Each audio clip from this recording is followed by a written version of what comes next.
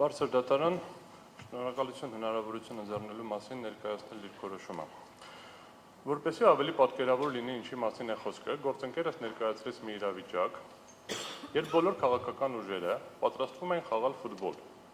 Եկան աշխարհի չեմպիոնատ, դուրս եկան դաշտ, պարզվեց, որ դիմացի կողմը ասել է, չէ, որ ասել են ֆուտբոլ, այդքան էլ ֆուտբոլ չի, դա ամերիկյան ֆուտբոլ է։ Ես բերել եմ մարդիկ, ովքեր հագել են սաղավարտներ ու ձեզ ծեծելու են։ Ասում ենք, պետք է գնդակը ոտով ենք պարապել խաղալ, ասում է, չէ, ոտով չկա, ձեռով։ Ասում ենք, կլինի դե մենք էլ ձեռով խաղանք, ասում է, չէ, որ դուք ձեռով խաղաք, ձեզ տուգանային ենք ուղարկելու, ասելու ենք ձեռով խաղա։ Այս սա է տեղի ունեցել։ Բոլոր թիմերը պատրաստվել են ֆուտբոլ խաղալու, եկել են ֆուտբոլի աշխարհի չեմպիոնատ, պարզվել է, որ մի թիմ, ընդ որում մենակ ինքը ֆուտբոլ ասելով նկատի ունի ամերիկյան ֆուտբոլ, բերտում է ձեռին գնդակը, վազում է, ով որ ընկնում է, գցում են գետնին, սաղով պարկում ենք վրա։ Հենց որ նման, ասում ենք լավ, կլի մենք էլ էլի ուժեղ տղաներ ունենք, իրանք էլ կան ֆուտբոլ խաղան ձեր նման, ասում է չէ, դուք չեք կարող խաղալ։ Այս սա է տեղի ունեցել։ Հիմա երկրորդ օրինակը բերեմ։ Մեծ բազմաթիվ անգամ այս լսումների ընթացքում լսեցինք ձևակերպումներ, որ սահմանադրական դատարանը քննել է նման գործեր։ Սա առաջին գործն է։ Հայաստանի Հանրապետության պատմության ընթացքում նման գործ չի եղել։ Միշտ պատմականորեն կարեք բացեք, նայեք, խաղարկվել է աշխարհի չեմպիոնի կուբկը, հա, այսպես ասած, գավաթը, միշտ գավաթի խաղարկություն է վիճարկվել այստեղ։ Մենք հիմա ի հավելումն նրան, որ կանոնները ամբողջությամբ խախտված են, վիճարկում ենք փոքր բրոնզ։ Մենք հիմա քննարկում ենք ոչ միայն, որ գավաթը տվեք մեզ, Բարգավաճ Հայաստան կուսակցությունը այս պահին եւ 59,000 քաղաքացիներ ասում են, մենք այս պահին չենք հավակնում աշխարհի գավաթին։ Այն մենք կգանք կհասնենք այդ գավաթին ինչ-որ մի փուլում։ Մեզ տվեք մեր բրոնզը, փոքր բրոնզը, 4-րդ տեղի համարավեճը։ Հայաստանի պատմության ընթացքում տեղի ունեցած գործերով երբեք չի եղել սահմանադրական դատարանում գործ, որտեղ քննության առարկա է եղել փոքր բրոնզը։ Միշտ նախագահական ընտրություններն են եղել, միշտ եղել են պարլամենտական ընտրությունների մեծամասնական ընտրակարգով ընտրությունների արդյունքները, միայն 21 թվականին վիճարկման առարկա է եղել ընտրությունները, բայց հիմնական քննարկման առարկան չի եղել ձայների հաշվարկի կարգը, այլ եղել է, որ ընտրությունները կեղծվել են ընդհանուր առմամբ։ Հիմա բարձրացված խնդիրը վերաբերվում է ընտրությունների շրջանակներում, ուրեմն հաշվարկի կարգին։ Հիմա այստեղ ինչն է շատ կարևոր, մի քանի հանգամանքի վրա եմ ուզում ուշադրություն հրավիրել։ Ինչի է այս իրավիճակը ստեղծվել, որովհետև պատասխանողը ծայրահեղ անպատասխանատու է վերաբերվել իր աշխատանքային պարտականություններին։ Հայաստանի իմ կողմից, երբ որ ես հասուն եմ եղել եւ հետեւել եմ ընտրությունների ժամանակ, այսպիսի խայտարակ աշխատանք կենտրոնական ընտրական հանձնաժողովը չի կատարել, բացատրեմ ինչի։ Կենտրոնական ընտրական հանձնաժողովը երկու արձանագրություն է կազմել, մեկը թվագրված է հունիսի 8-ին ժամը 11:48-ով, մյուսը վերաբերվում է հունիսի 14-ին 18:16-ով։ Այս երկու արձանագրությունները ըստ էության իմի են բերում ընտրությունների արդյունքները։ Ձևակերպվել են իբր թե վերահաշվարկի արդյունքում։ Վերահաշվարկի արդյունքում փոփոխությունների քանակը եղել է չնչին։ Իսկ այդ վերահաշվարկ կոչվածը ինչ է եղել, երբ որ ես անձամբ արել եմ այդ վարժությունը, բացել եմ կենտրոնական ընտրական հանձնաժողովի կայքը, քաղաքացիները բոլոր ընտրատեղամասերում կան, փորձել եմ լրացնել, որովհետև առաջին օրը իսկ պարզ էր, որ այդտեղ կեղծված են թվերը։ Այս առաջին արձանագրությունը կեղծիք է։ Ոչ թե վերահաշվարկ ենք արել, թվերը ավելացել է, չէ, արձանագրության մեջ գրված է 100, կենտրոնական ընտրական հանձնաժողովը համարել է 10, գումարել է 10, թիվը արձանագրել։ Ինչի արդյունքում առաջին արձանագրության կեղծիքի պատճառով Բարգավաճ Հայաստան կուսակցությունը առաջին արձանագրության թվերով չի հաղթահարել 4%-ը։ Այնինչ թվերը ճիշտ արձանագրելու դեպքում, թվերը ոչ թե վերահաշվար կամ ինչ, ուղղակի են արձանագրության թվերը գումարելու դեպքում պարզ էր դառնում, որ Բարգավաճ Հայաստան կուսակցությունը 130 գումարած թվի քանակով ավել էր հավաքել 4%-ի շեմից։ Ինչի է դա արվել, հիմա կներկայացնեմ շուտով, որից հետո մենք Բարգավաճ Հայաստան կուսակցությունը տեսնում է, որ թվերի տարբերություն կա, բայց դա չի մենակ։ Քվեարկության մասնակիցների ընդհանուր թիվը երկու արձանագրությունների միջև 1000-ով տարբերվում են։ Ընտրողների ստացված կտրոնների ընդհանուր թիվը երկու արձանագրությունների միջև 3400-ով տարբերվում են։ Չօգտագործված համարակալված կտրոնների ընդհանուր թիվը 1000-ով տարբերվում է։ Չօգտագործված ինքնասոսնձվող դրոշմանիշների ընդհանուր թիվը 1000-ով տարբերվում է։ Եվ ամենատաղանդավորը, ընտրողների ցուցակներում ընդգրկված ընտրողների թիվը 9-ով տարբերվում է։ Լավ, առաջին արձանագրության ժամանակ չգիտենք քանի հոգի ընդգրկված ցուցակներում։ Ընտրություն են կազմակերպում, չգիտենք քանի հոգի է ներառված ցուցակներում։ Սա է ցույց տալիս, սա ինչի է ֆունդամենտալ կարևոր, բարձր դատարան։ Երբ որ մենք իրականացնում ենք գործընթաց, որի սկզբի կանոնները փոխվում են, կանոնները իրականացնում են ոչ իրավաչափ, հաշվարկի մեխանիզմներում չկա վերահսկողական գործիքներ, անհնար է ստուգել ոնց են հաշվել, ոնց են գումարել։ Այս են դասական անեկդոտի օրինակն է, ասում ինչ ուզում ես արա, կարևոր այն ով է հաշվում։ Այս վիճակում ենք մենք հայտնվել։ Եվ դրանից հետո մենք տեղի է ունենում հաջորդ զարգացումները։ Հիմա անունը դնում ենք, որ տեղի է ունեցել վերահաշվարկ։ Վերահաշվարկի արդյունքում իրականում որոշ թվերի փոփոխություններ եղել են, բայց դա վերահաշվարկ չէր։ Վերահաշվարկի իրական խնդիրը որն էր, աղյուսակի մեջ տվյալները թերություն ունենք, սխալ ենք լրացրել։ Ես խնդրում եմ, երբ որ իրենք իրենց անձնական տնական բյուջեն կհաշվեն, ոնց ուզում են աղյուսակի մեջ լրացնեն։ Հայաստանի Հանրապետության իշխանության կրողի որոշումները, երբ որ լրացնում են աղյուսակի մեջ, բարի լինեն կիրառեն այնպիսի մեխանիզմներ, որպեսզի այդպիսի տեխնիկական, իսկ իրականում ես ասում եմ հանցավոր թերություններ հանդես չգան։ Նորից եմ կրկնում, ոչ թե ծրարը լավ չեն գցել, լավ են գցել, այդ բոլորը ներկայացրեցինք ոնց են ազդել։ Լավ է, դրանից հետո են քաղաքացիները, որ եկել ծրարը գցել են, հաշվել են, ընտրատեղամասերում հաշվարկը արել են, աղյուսակը կազմել են, այս աղյուսակի տվյալները դիտավորյալ սխալ հաշվելու նպատակը որն է։ Իսկ եթե դա անփութությամբ է, դա նշանակում է, որ կենտրոնական ընտրական հանձնաժողովի եւ ընտրական հանձնաժողովների ամբողջ համակարգի աշխատանքը ամբողջությամբ խաթարված է, ինչը նշանակում է, որ անհնար է գնահատել ընդհանրապես ազդեցությունը։ Հիմա անցնեմ կոնկրետ սպეციფიկ դեպքին փոքր բրոնզի հարցին, որովհետեւ այստեղ խնդիրը կրկնում եմ, միշտ պատմականորեն քննարկվել է ազդեցության չափը, այստեղ ունենք շատ հստակ ազդեցության խնդիր։ Կենտրոնական ընտրական հանձնաժողովի երկու գործողության արդյունքում առանձին վերցրված եւ օրենսդրական կարգավորումների մեր կարծիքով հակասահմանադրական լինելու հետևանքով կրկին առանձին վերցրված միջնորդությունը կներկայացնեմ, ստացել ենք մի իրավիճակ, որտեղ Բարգավաճ Հայաստան կուսակցությունը չի ստացել 150-ի չափ ձայն, հենց ասենք, 153 ենք ոնց որ հաշվարկել, ձայն, որը բավարար կլիներ հաղթահարելու համար։ Հիմա, երբ որ տեղի է ունեցել վերահաշվարկը, չի կազմվել արձանագրություն։ Երբ որ տեղի է ունեցել վերահաշվարկը, կենտրոնական ընտրական հանձնաժողովը ընդամենը հայտարարել է,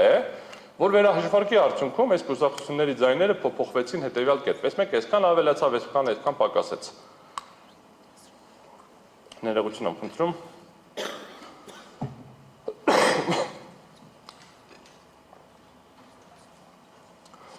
Երբ որ վերցնում, իրենց փոխարեն այդ վարժությունը անում ենք, այսինքն վերցնում ենք ընդհանուր թվերը, գումարում ենք, հանում ենք, ասում այսքանը սրանով ավելացավ, այսքանը սրանով ավելացավ, ստացվում է հետևյալ պատկերը։ ԿՀ-ն արձանագրել է, ԲՀԿ-ն ստացել է 58525 քվե, իսկ կողմ քվեների եւ անճշտությունների հանրագումարը կազմել է 1,461,742։ Սա ինչ եմ անում, վերցնում եմ ԿՀ-ի այն առաջին արձանագրությունը, վերահաշվարկի արդյունքում ասում ավելացել է այսքանով, պակասել է այսքանով, ուղղակի օգտագործելով տեխնիկական միջոց Excel աղյուսակը գրում եմ այս թվերը, գրում եմ գումարած, գրում եմ ամբողջ, գրում եմ ցույց տուր գումարը, տալիս այս թվերը 1,461,742 այս թվի դեպքում 4%-ի շեմը անցնելու համար ԲՀԿ-ին անհրաժեշտ է 58,470 քվե։ ԲՀԿ-ն հավաքել էր, հիշեցնում եմ, 58,525 քվե։ Այսինքն մոտավորապես 55 ձայնով գերազանցել էր տոկոսը եւ տոկոսը այդ դեպքում կազմում էր 4,0038 ինչ անում 100,000-ական տոկոս։ Ինչա տեղի ունենում անմիջապես այդ պահից, սա չեն հրապարակում, այս հրապարակում են ընդամենը հաղորդագրություն, ասում են վայ, երկու տեղ անվավեր ենք ճանաչում։ Երկու տեղ անվավեր են ճանաչում այն տեղերը, որտեղ դրանից մի քիչ առաջ ասել էին անվավեր ճանաչելու անհրաժեշտություն չկա։ Երբ որ մենք ուսումնասիրում ենք արձանագրությունը, մենք կտեսնենք, որ անվավեր ճանաչելու հիմքում դրվում է հետևյալը, շատ կարևոր հանգամանք։ Կենտրոնական ընտրական հանձնաժողովը հանգում է այն եզրակացության, որ քվեարկության օրը, այսինչ տեղամասերում, տեղի են ունեցել ընտրական օրենսգրքի 68-րդ հոդվածի առաջին մասի պահանջների այնպիսի խախտումներ, որոնք կարող են էապես ազդել քվեարկությունների արդյունքների վրա։ Պատասխանողը արձանագրել է ազդել քվեարկությունների արդյունքների վրա, անվավեր է ճանաչել, իրավունք չուներ դրան հեսակարճ կանդրադառնամ։ Բայց դրանից հետո, երբ որ վերադառնում է արդեն վերջնական որոշում կայացնելուն, հաշվի չի առնում, որ այս որոշման արդյունքում ԲՀԿ-ն 4%-ից իջնում է մինչև 4%-ի 3% 990 քանի ամբողջական մաս, այսինքն չի բավարարում 150 ձայն։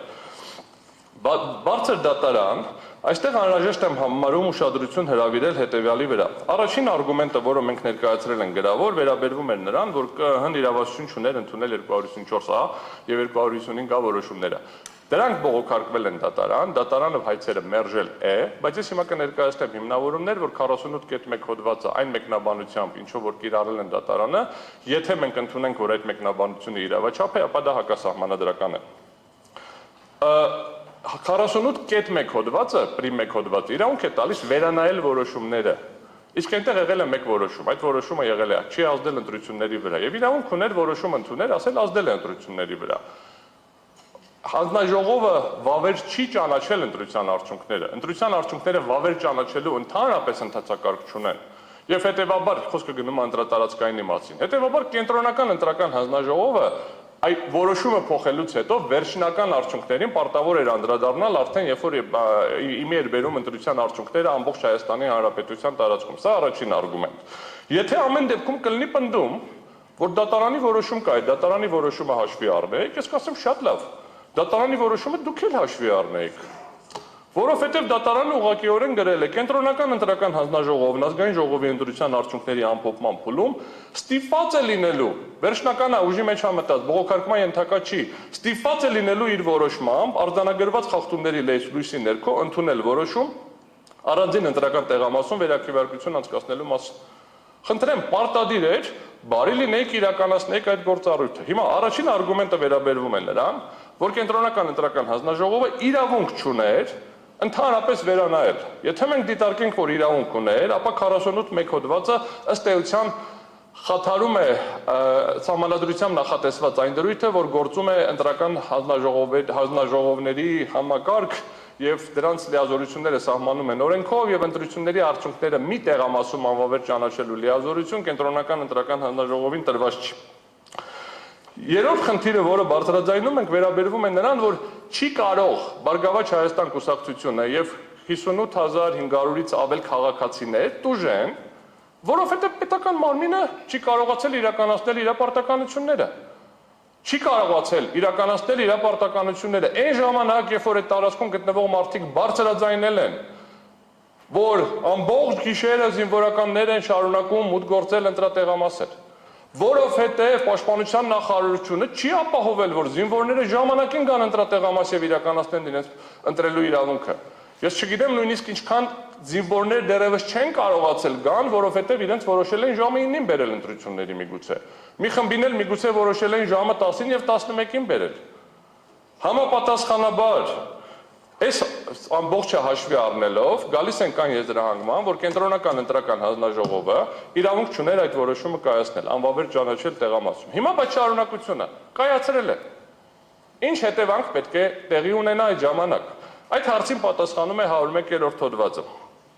Եթե ընտրությունների արդյունքում տեղի են ունեցել սույն օրենսգրքի այնպիսի խախտումներ, որոնք կարող էին ազդել ընտրությունների արդյունքների վրա, իրանք են ասել ազդել է։